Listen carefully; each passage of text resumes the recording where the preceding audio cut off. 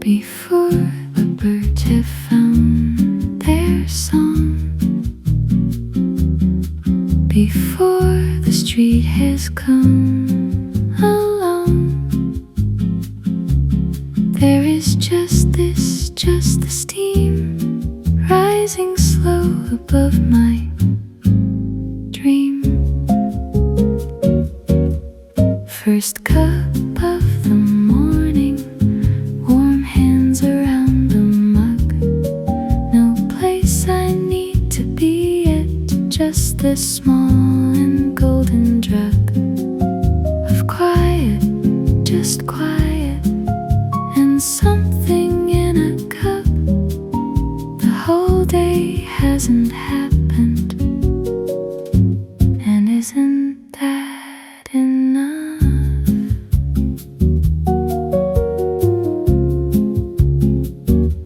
The window holds a lavender sky. The kettle did its work inside. I poured it slow, I held it near. The first good thing of the whole year. You don't need much to start the day with grace. Just something warm, just a little space, just a window and a willingness to stay right here before it all begins, right here before the day.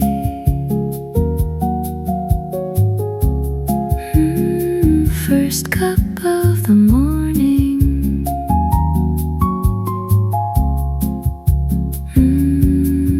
Just this, just this.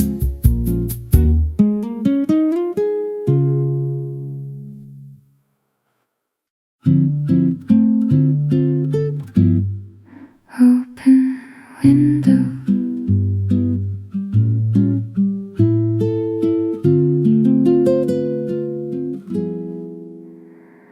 The curtain lifts and falls again, like something breathing in the frame. The light comes in at such an angle, everything it touches golden.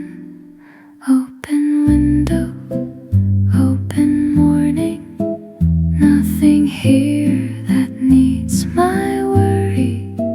Just the linen, just the light, just a Tuesday done up right.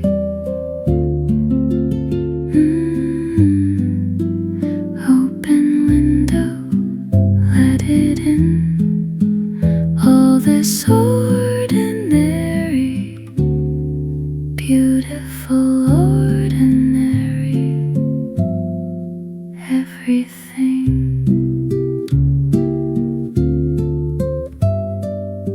A bee considers the sill and moves along as good bees will. The smell of cut grass far away. Someone living their own day. I used to chase the extraordinary, looked for it in every crowded room. Didn't know that it was here and waiting in the way the curtain catches afternoon. Open window, open morning.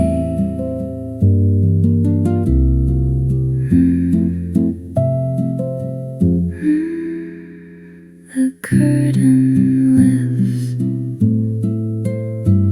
and falls and lifts.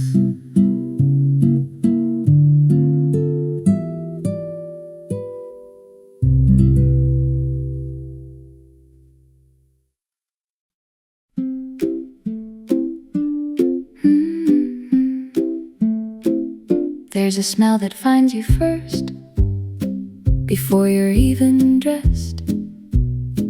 It comes from down the hallway, and it says you are so blessed. The oven kept its promise in the dark before the dawn, and now the whole house smells like something warm to carry on. Oh, the bread is ready. Oh, the bread is done. There is nothing in the world quite like this smell beneath the sun. Butter on the counter, knife laid out with care. The bread is ready, darling. Come while it's still there. It's a humble kind of magic. Flour, water, salt, and thyme, that it rises into something, almost feels like it's divine. My grandmother would hum while kneading. I can hear her even now, in the crackle of the crust, in the breaking of the loaf. Somehow you could have the finest table, crystal glasses, silver spoons, but nothing sets a home to rights like bread baked in the afternoon. Oh, the bread is ready. Come while it's still warm. Come while it's still warm. Open window.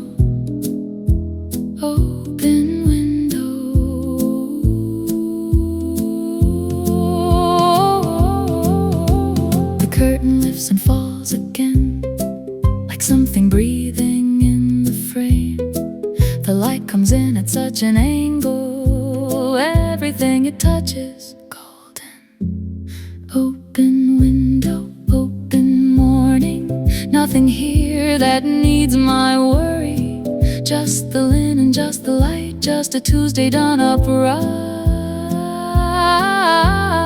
Open window, let it in. All this ordinary, beautiful, ordinary everything. A bee considers the sill, then moves along as good bees will. The smell of cut grass far away, someone living their own day. I used to chase the extraordinary, looked for it in every crowded room, didn't know that it was here and waiting in the way the curtain catches afternoon. Open window, open morning. The curtain lifts and falls and lifts.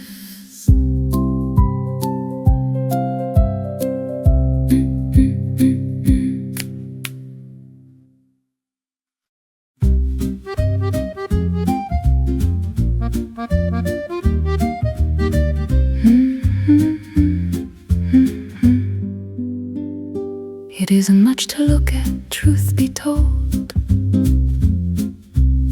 The arms are worn, the cushion's lost its bold.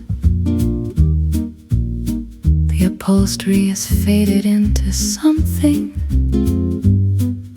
the color of a very pleasant nothing. But when I sink into its particular angle, the world rearranges at a kinder slant. The light falls just exactly where I need it, and I become the person that I am.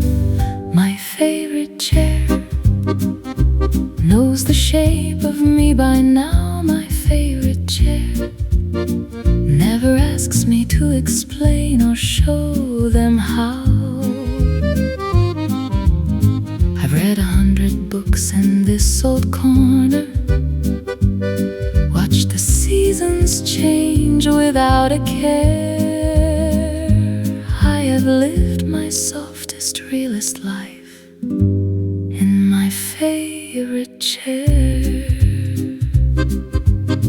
My grandmother had one wing-backed floral, where she did her crosswords every evening. You could tell it was her chair by how she settled, like a key into a lock, like she was breathing for the first time all day. I understand her now. That particular exhale, that particular how the body knows its harbor. They say home is where the heart is, and I believe that's true. But home is also where your chair is, the one that holds the shape of you, the one that's seen you laughing, seen you cry, seen you stare at nothing, seen you figure out your life. My favorite chair, just me and the light and my chair.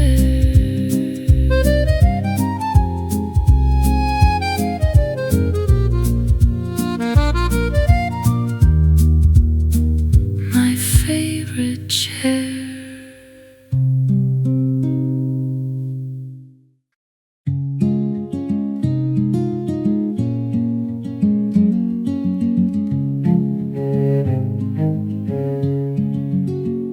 My grandmother's hands were never still, even when she watched the evening news.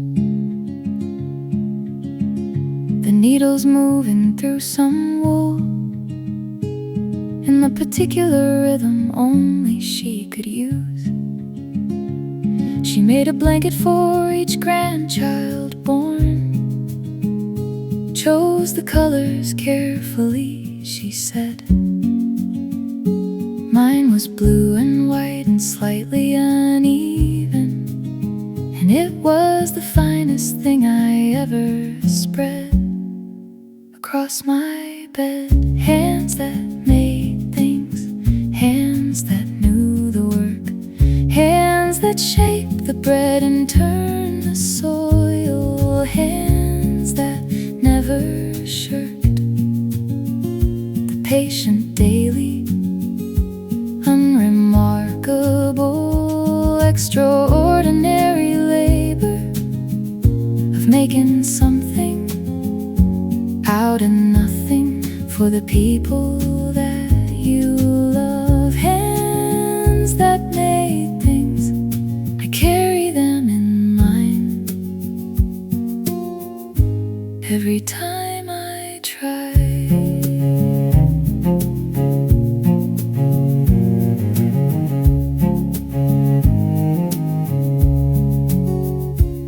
My grandfather built the back fence with wood he'd kept for years, just waiting for the need.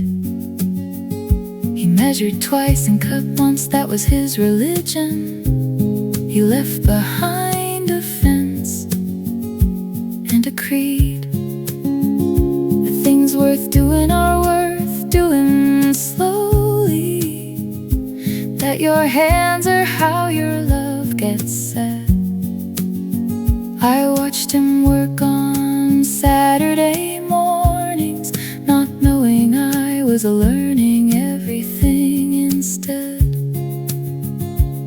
We live now in the age of the instant, of the ordered and delivered and done, and I am grateful I won't be romantic about the hardship underneath the sun. But something in the making, something in the slow, something in the putting of your hands to what you want to show someone that you love them, that I don't want to lose. Hands that made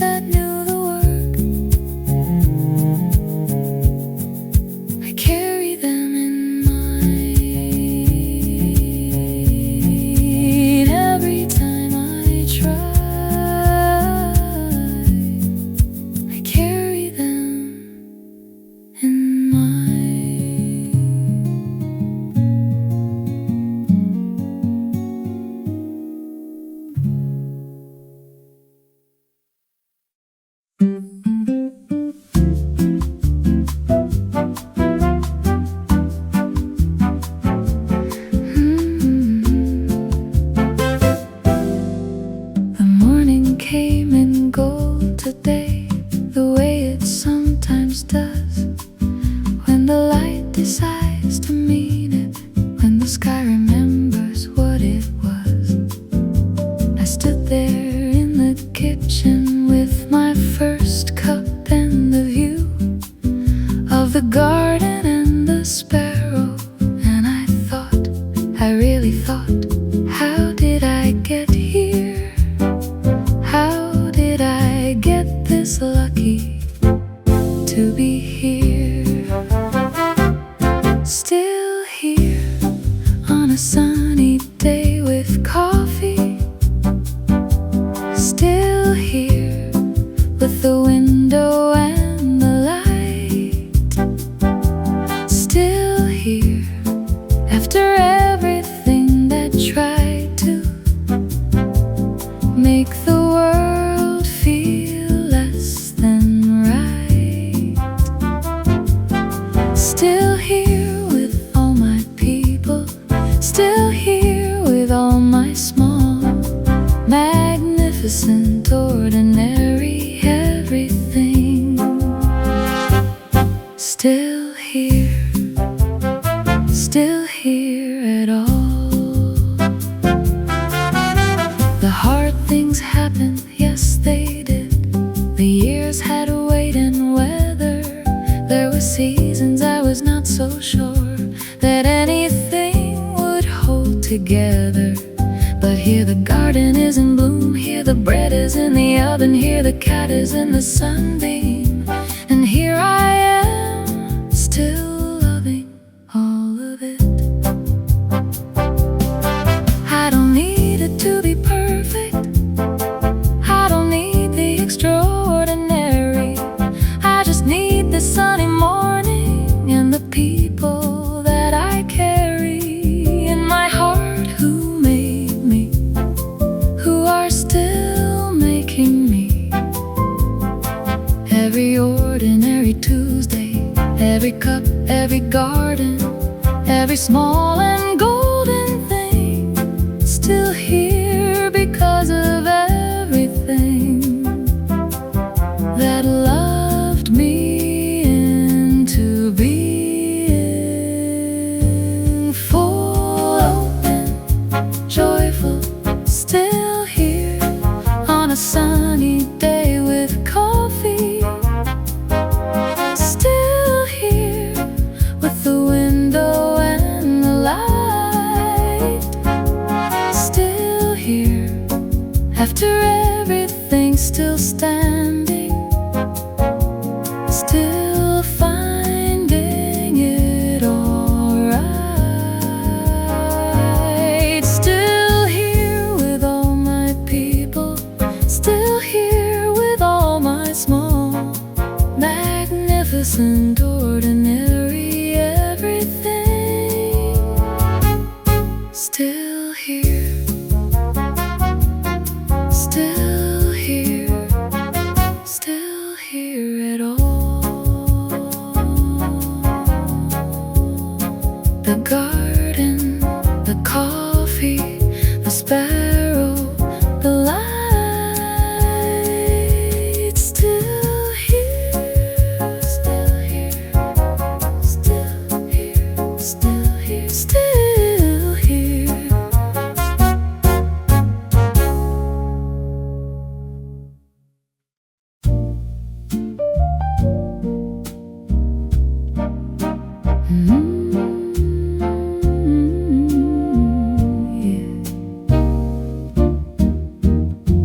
Someone set the table before I even woke. There are flowers in the middle and a tablecloth of smoke. Blue linen, slightly creased, the good kind lived in real.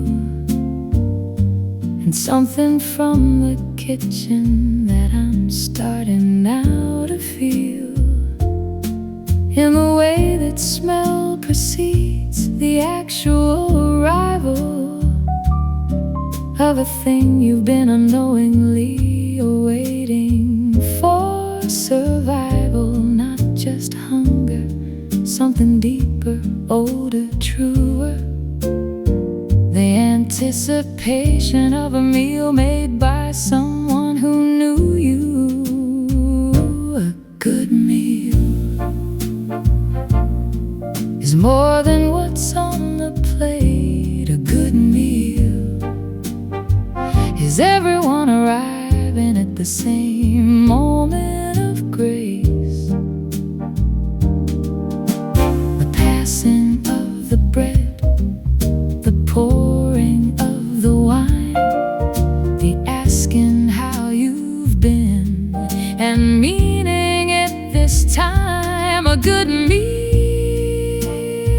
puts the whole world right. A good meal is the whole point of tonight. My father carved the roast with great ceremony, as if the act itself required an audience and solemnity. We laughed at him for it. Now I understand that ritual is love expressed through patient hands. The sauce reduced for hours, the table laid just so. These are the ways, the quiet ones, let everyone know that you are worth the effort, worth the time. That sitting down together is the most sacred thing we ever do. They will not remember the exact menu 20 years from now when they look back. They'll remember that the candles burned down slowly, that someone laughed until they nearly cracked. They'll remember being full, not just of food, but of belonging. That particular warmth of being exactly where you're meant to be, and knowing it a good meal.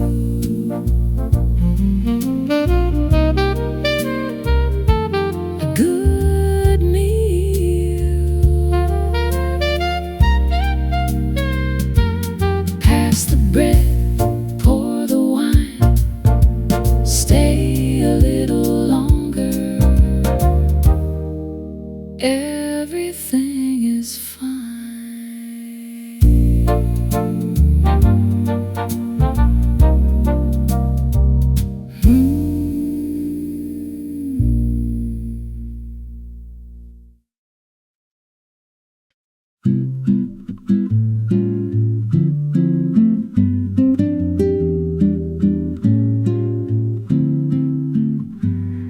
I stepped outside when the house went quiet, just to breathe the evening for a while. And there they were, the same ones from my childhood, arranged across the dark in the same style.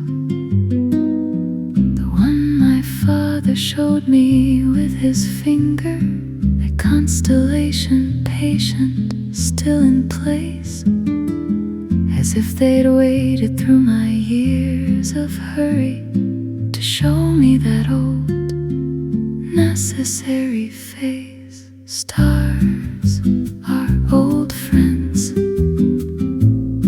They don't mind the absence. Stars are old friends. They were always going to be there. They've been burning since before there was anyone to name them, and they'll burn long after all our small concerns. Stars are old friends, and tonight they're saying softly through the dark, you are very small, and that is a very beautiful thing to be.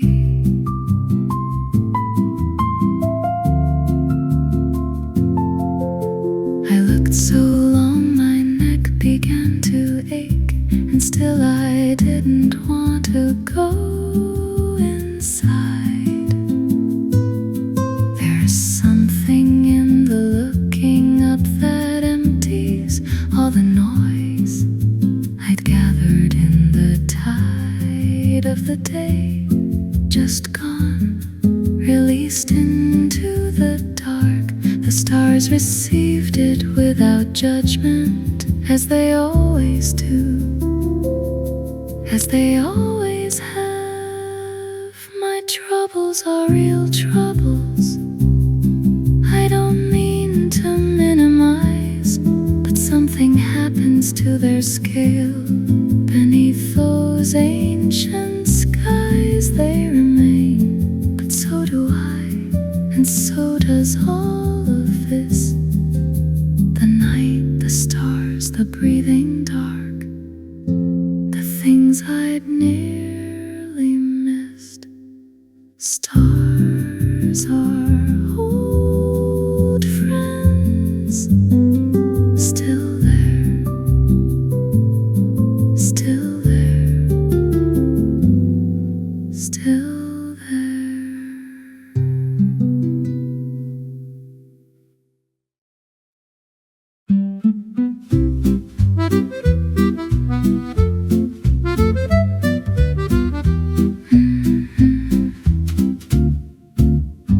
The plums came all at once this year, more than we could eat.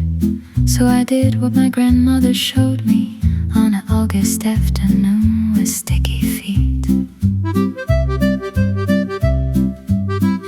The sugar and the fruit, the wooden spoon, the way the kitchen fills with something ancient, the foam you skim and taste when no one's looking, the whole ritual, patient and fragrant.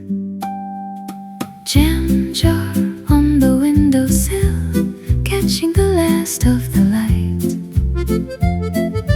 putting summer somewhere safe for the long dark of the night.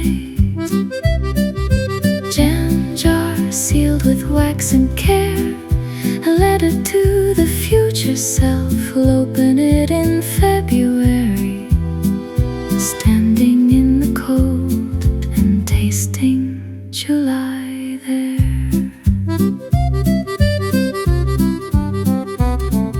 My mother had a shelf of them all labeled in her hand. Raspberry 1987, green gauge, damson, and the quince that took all afternoon. She gave them as her love. A jar of something made with time was all she ever thought enough. There is a kind of faith in making jam. You work in summer for the winter's sake. You trust that you'll be there to open it. You seal it as a promise that you'll wake on a cold and gray and ordinary morning, and reach up to the shelf and find it there. The taste of August in a tablespoon, the taste of someone's hands, the taste of care. Jam jar on the windowsill, sealed with care, labeled with love, waiting for February, just waiting.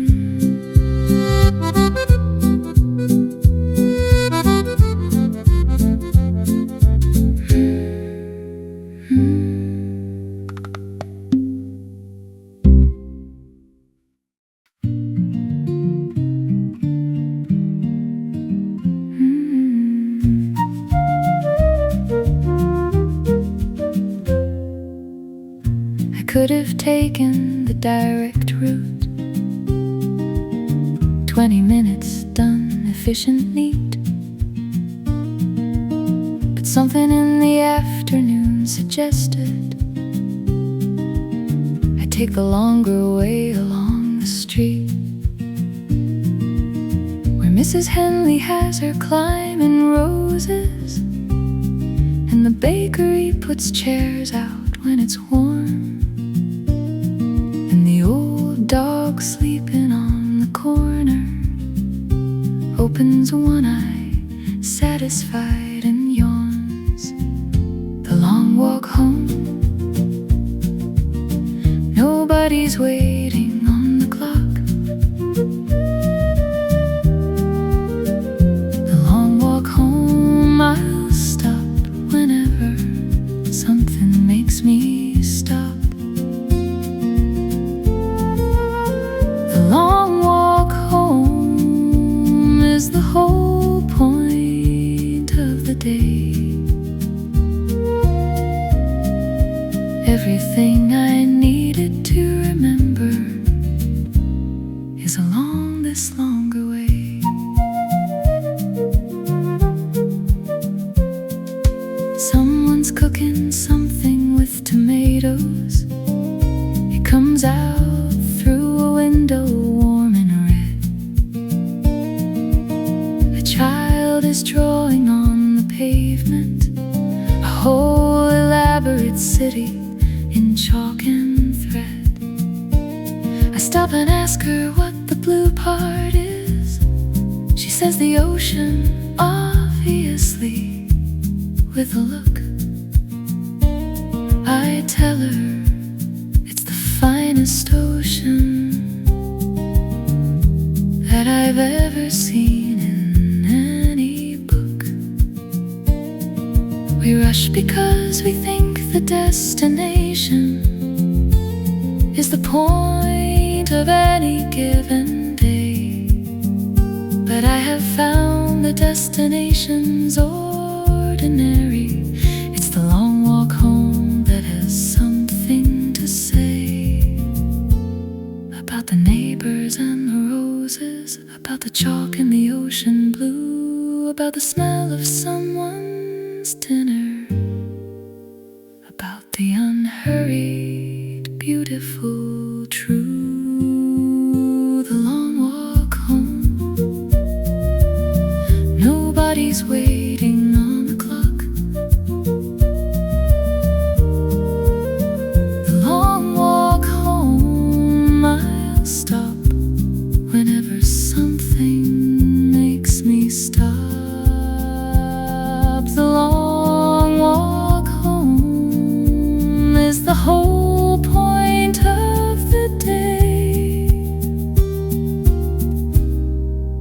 Everything I needed to remember was along this longer way. I'll go the long way every time, every time.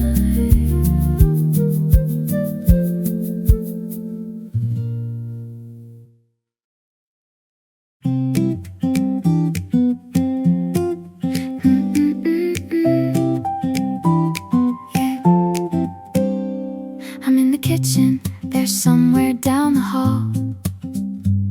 I can't quite make out what was said at all, but something got them, something hit just right. And now the whole house has a different kind of light. I find myself just standing there and smiling at a joke I didn't hear and couldn't know. There is no better sound in any building than laughter you can hear but can't quite follow. Someone's laughing somewhere in the house, and it's the best thing I've heard all day, no doubt. Someone's laughing and it finds me here, fills the room I'm standing in like something I've been waiting for all year. Just laugh for no reason, for every reason. Someone's laughing, and so am I.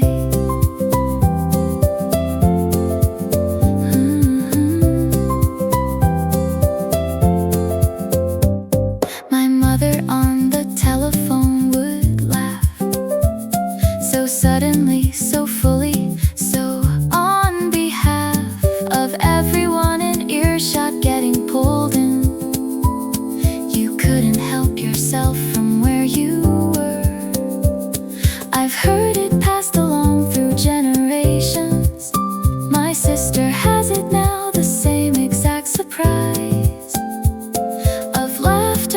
catching everyone off guard, like something wonderful in disguise. You can't manufacture it, you can't perform it right. It only comes from something real and unedited and light. The best laughs are the ones that catch you when you're not expecting, the ones that leave you breathless and connecting to whoever's in the room. Someone's laughing. There it is again.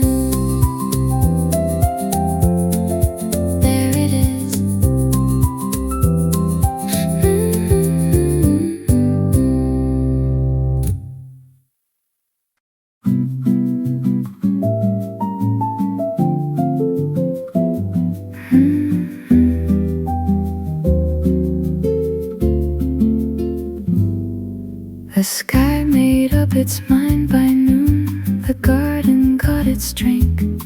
I pulled the blanket to my chin and had a little think about how good it is sometimes to have nowhere to go, to hear the rain do all the work and let the whole day slow. Rain on the roof, best sound in the world. When you're already inside, already warm. Rain on the roof, permission to stay, to cancel your ambitions for the rest of the day. Just the kettle, just the window, just the beautiful percussion of a world getting a drink.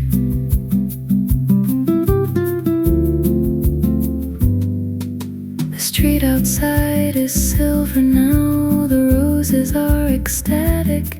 A child goes past in bright red boots, deliberately splashing at it. I envy her a little, and I don't. I have my tea, and the rain is on the roof, and that is more than enough for me. Some days are made for doing, for the list and the achieving, but a rainy afternoon is made for nothing but receiving. All this gray, all this soft, all this world being washed. I am so lucky to be here. I am so lucky to be lost in this rain on the roof.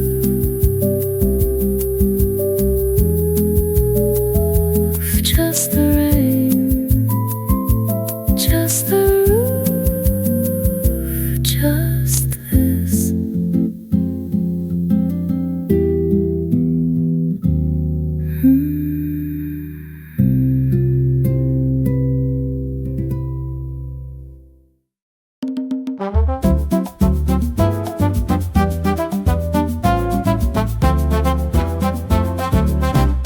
It's been waiting since the spring, since I pressed the seedling in, watched it climb the bamboo cane, through the sun and through the rain. Now it hangs there red as anything, heavy on the vine. I reach for it without thinking, and it falls into my hand just fine. Oh, ripe tomato, warm straight from the sun.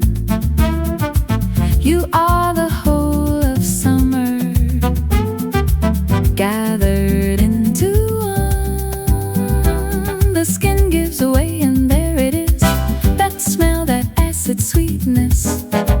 No restaurant, no recipe has ever come close to this.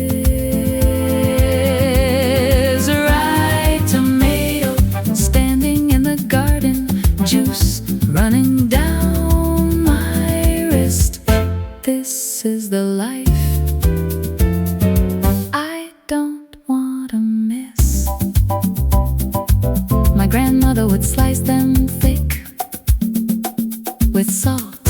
That was the trick. On a plate beside the bread, that was lunch. That was enough, she said. I understood her perfectly, standing in the garden row. Some things need no improvement. Some things you just have to let go of improving. There are fancier pleasures, I have had them, they were fine. But nothing touches a tomato off the vine in August, in the morning, still warm from sleeping in the sun. You could have all your luxuries, just give me this one. Oh, ripe tomato, juice running down my wrist, worth every single minute, worth every single drop.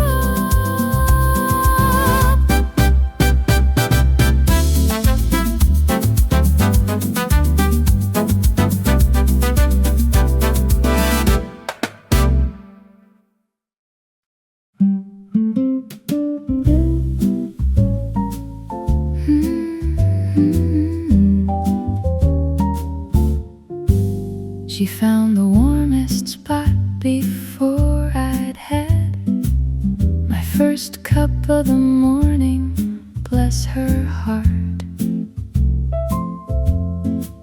She's rearranged herself 3 times already, each position more refined than the last.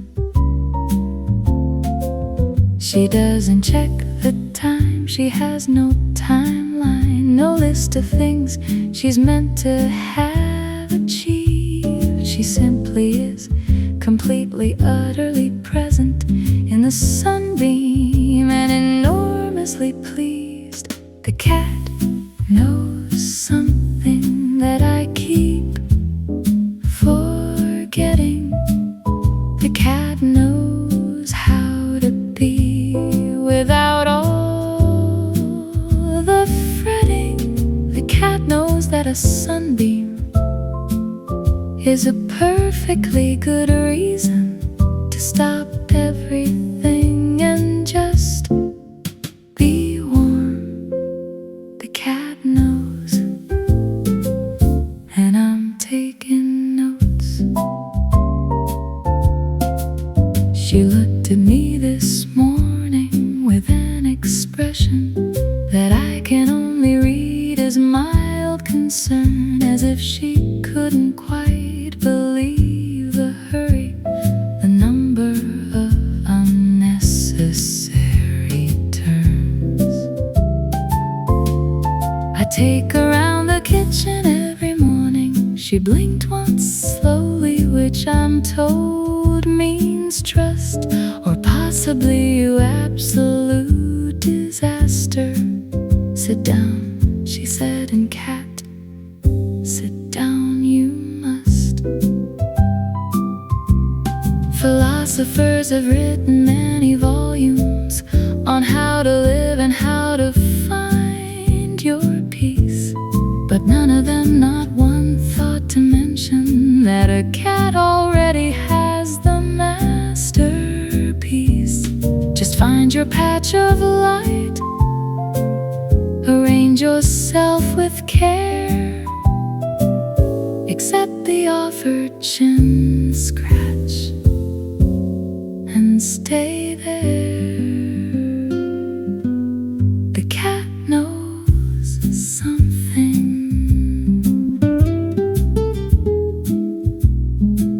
She's asleep again. She was right. She's always right.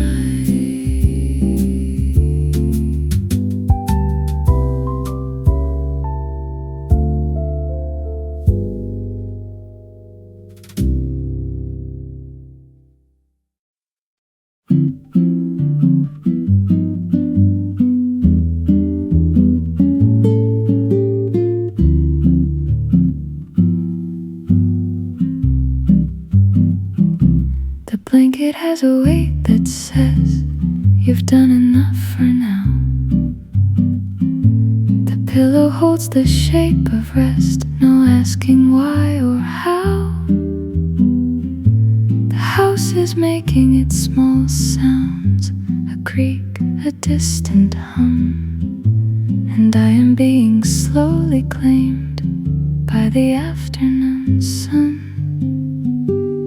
Afternoon nap, most underrated luxury. Afternoon nap, the world can wait an hour or 3. The emails and the errands, the everything to do, can sit outside this blanket. I have better things to do. Nothing, like absolutely nothing, like sleeping in the light. A dream begins assembling from the scraps of the day. The farmer's market, strawberries, the letter that I'll say. To write for ages will be written when I wake. For now the pillow has me, and that's the only plan to make. There is a kind of courage in the afternoon surrender, in saying this is enough, and choosing to be tender with yourself. Just this once, just this warm and golden hour, the bravest thing I did today was sleep. Afternoon nap.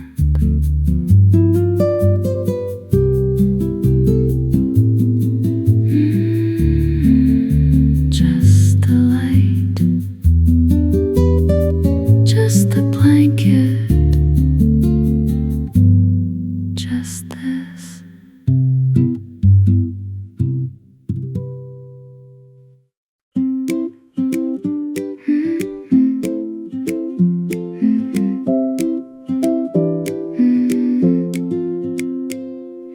A lemon on the counter, a canary in a dream, the yolk of a good egg and butter, and the gleam of morning through the window when the sun is still coming up. That particular yellow at the bottom of your cup.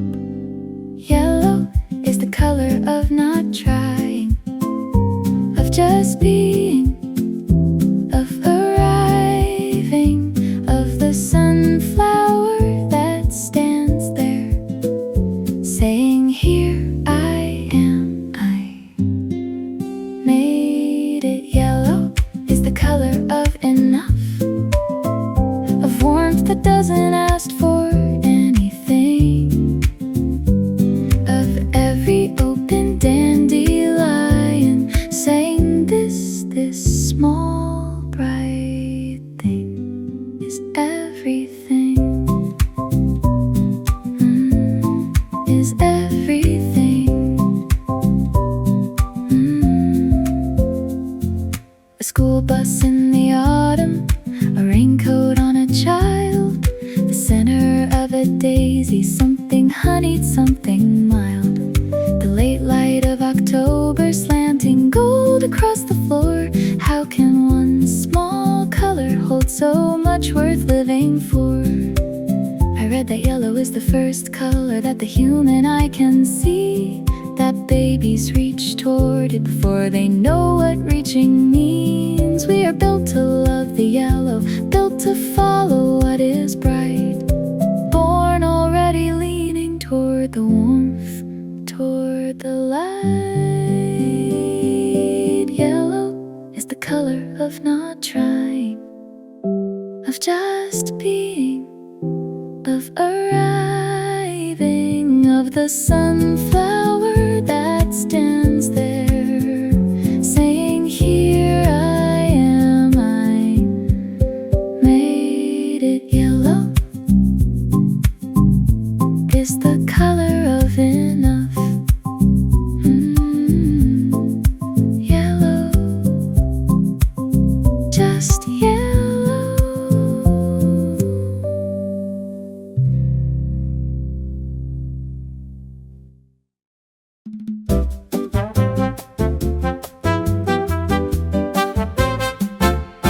Saturday arrives in green and yellow. The tents are up before the town is waking. A man with muddy boots and 20 melons, proud as if the sun itself was his for taking.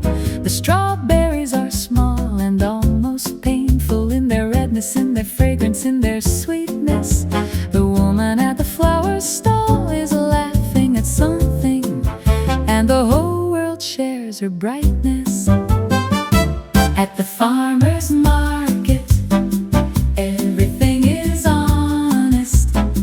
Everything was grown by someone's hands. At the farmer's market, Saturday is golden, and a bunch of dahlias is all you need to understand that life is very good. That life is very good. I bought a jar of honey from a beekeeper who told me every field the bees had visited. Lavender from here, clover from the hillside. I tasted summer in one spoon, I kid you not. The bread man always sells out before 10. You have to come early if you want the sourdough. I've learned my lesson, now I'm here at 7 with my canvas bag and nowhere else to go. There's an economy of care here. Someone planted what you're holding in your hand. Someone watched it through the rain and the dry spells. Something simple that is hard to understand until you taste it, until you hold it, until you look them in the eye and pay. The farmer's market on a Saturday. At the farmer's market, the farmer's market.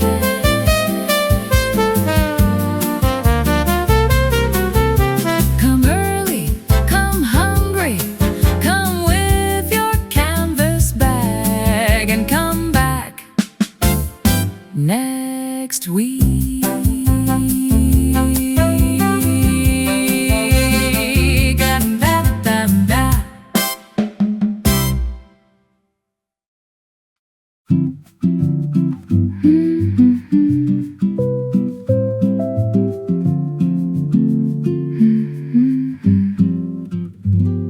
I found a box of notes beneath the staircase, in handwriting I'd know across a lifetime.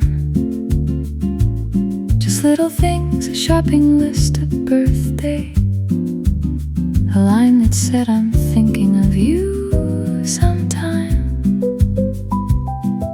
The paper held the pressure of the pen still, the particular slant of someone caring. More information in a single sentence than 1,000 things we're constantly oversharing. Little letters, little notes, left on pillows, left on coats, folded small and passed across a table, saying more than we are able out loud. Just this, just a few words on a page. Little letters are the quietest, most lasting kind of brave. I wrote one to my sister on a Sunday. No occasion, nothing urgent, nothing clever. Just that I had thought of her that morning and wanted her to know it now and ever. She called me and she laughed and said she'd kept it. I heard it in her voice, the way it landed. That small square of paper crossed a distance that a phone call somehow never quite has managed. In the age of instant everything, there's something to the slowness of the hand, the choosing of the words before before you write them, the fold, the seal, the giving. Understand that someone held this paper, thinking only of you. Little letters carry everything that's true. Little letters, little notes, just a few words, just for you.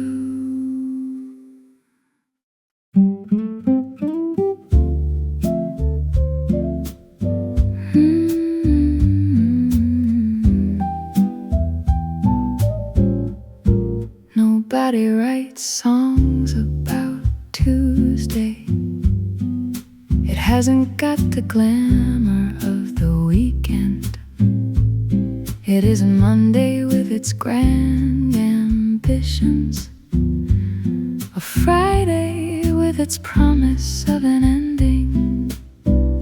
The Tuesday has a quality of lightness. The week has found its footing, lost its drama. The coffee tastes the same, but somehow better on a Tuesday in the arms of the panorama. Oh, Tuesday, unsung and unassuming. Tuesday with your ordinary blooming. I'll take your plain blue sky, your nothing much to do. Give me all your Tuesdays, I'll be perfectly fine with you. The post comes and it's nothing worth the opening. The neighbors wave and no one needs to linger. I found a song I'd loved and half forgotten, and learned to play the chorus with one finger. The afternoon stretched out like a permission to do precisely nothing worth remembering, and I remembered it. The extraordinary moments get the flowers, the milestones get the speeches and the cake, but nobody toasts the unremarkable Tuesday that quietly held everything in place. Oh, Tuesday, here's to you. Tuesday, you were just right.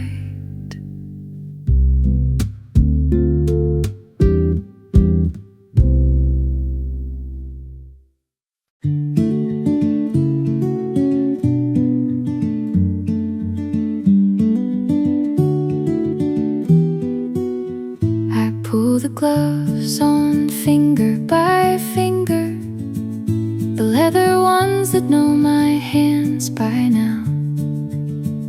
The rose needs deadheading, the lavender's leaning, and the mint has made itself at home somehow. Garden gloves and morning quiet, knees in the good dark earth. Nothing here that asks for hurry. Everything is slow and worth every patient minute.